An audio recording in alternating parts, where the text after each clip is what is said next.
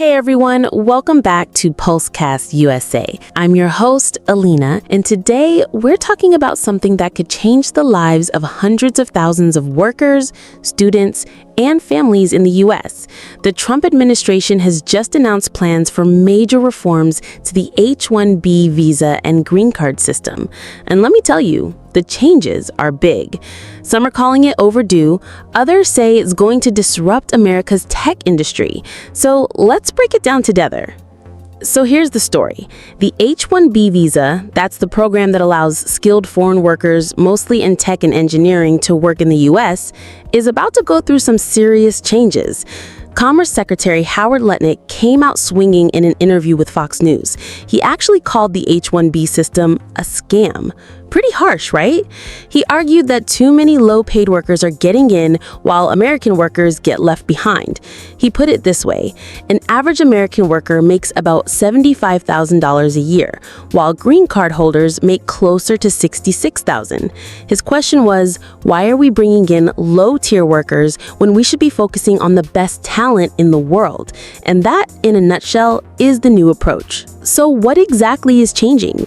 Right now, the H-1B program runs on a lottery system.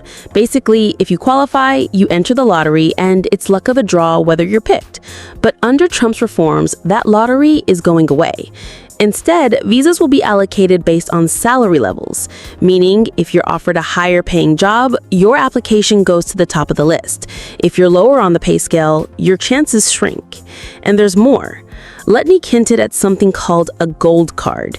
This would be for the best of the best, the top talent worldwide. Think of it as America rolling out the red carpet, but only for the most highly skilled workers. Now, here's where it gets interesting. The group most affected by this? Indian workers. For years, Indian nationals have absolutely dominated the H-1B program. We're talking about 70% or more of these visas going to Indian IT professionals, engineers, and tech workers. With the new rules, many of those workers might not make the cut anymore, unless they're in the higher salary brackets. And that's going to have a ripple effect, not just for workers, but also for big tech companies that rely on that talent. Think Silicon Valley, New York's financial tech hubs, even consulting firms across the country. The workforce could shift dramatically. So why should you care? Well, it depends on where you stand. Supporters of this change say it's long overdue. They argue that American jobs should go to Americans first, and if we do bring in workers from abroad, they should be the best of the best, not just cheaper labor. But critics warn this could actually backfire. The U.S. has always been a magnet for global talent. Cutting off that flow could slow down innovation, make it harder for startups to grow, and push talent to other countries like Canada, the U.K., or even India itself. And let's not forget, this doesn't just affect workers. Students on F-1 visas who are hoping to transition to H-1B and eventually to a green card, suddenly their future looks a lot less certain. Families who plan to build their lives here, they could face much tougher barriers. Here's what I think is really going on. This is part of a bigger America First push, a shift from broad immigration to selective immigration.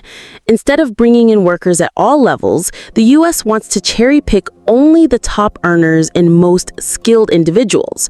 On paper, that sounds logical, but in practice, well, it could create a whole new set of challenges.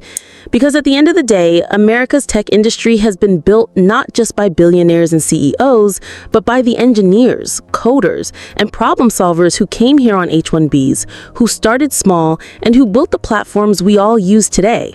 So where does this leave us? If these reforms go through, we'll be looking at a very different immigration landscape. For some, it's a chance to rise higher. For others, it's going to mean doors closing that were once open. One thing's for sure, the ripple effects will be felt in universities, in companies, in families, and even in America's global reputation as a land of opportunity.